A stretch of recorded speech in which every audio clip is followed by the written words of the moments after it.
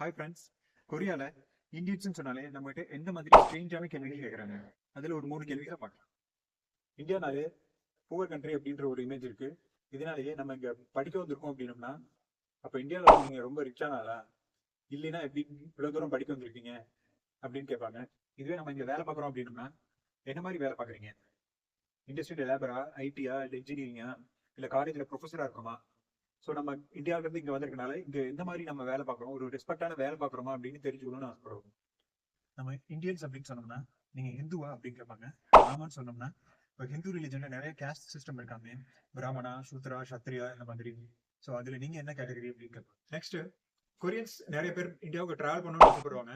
So அந்த மாதிரி ஆளுங்க ஜென்ரலாக நம்மகிட்ட கேட்குற கேள்வி என்னன்னா, இந்தியா டிராவல் பண்றது ரொம்ப சேஃபா? நியூஸ் யூடியூப்ல எல்லாம் வந்து நிறைய கிரைம் நடக்குதுன்னு சொல்றாங்க. உண்மையிலுமே அப்படிதான் இருக்கா?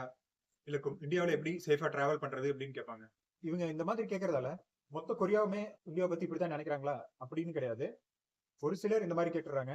குறிப்பா இந்த வயசானவங்க, ஒரு 50s மேல இருக்கவங்க இந்த மாதிரி கேள்விகளை கேட்டுறாங்க. இவங்க ஏன் இப்படி கேட்கறாங்க அப்படின்னு பார்த்தோம்னா, டிவி, நியூஸ், யூடியூப் இதுல எல்லாம் வந்து பொதுவாகவே இந்தியா அப்படின்னாலே புவர் கண்ட்ரி, ரொம்ப மக்கள் தொகை ஜாஸ்தி உள்ள கண்ட்ரி, ஸோ கிரைம்ஸ் ரொம்ப ஜாஸ்தி நடக்குது, பொண்ணுங்களுக்கு சேஃப்டி இல்லை, இந்த மாதிரி ஒரு நெகட்டிவ் இமேஜையே சொல்றதுனால இது பாக்குற ஒரு சில கொரியன்ஸ் நம்மளப்பா மீட் பண்ணும்போது, ஸோ நிஜமாலுமே இந்தியாவில் இப்படிதான் நடக்குதா அப்படின்னு இந்த மாதிரி ஒரு சில ஸ்ட்ரேஞ்சான கேள்விகளை கேட்டுறாங்க.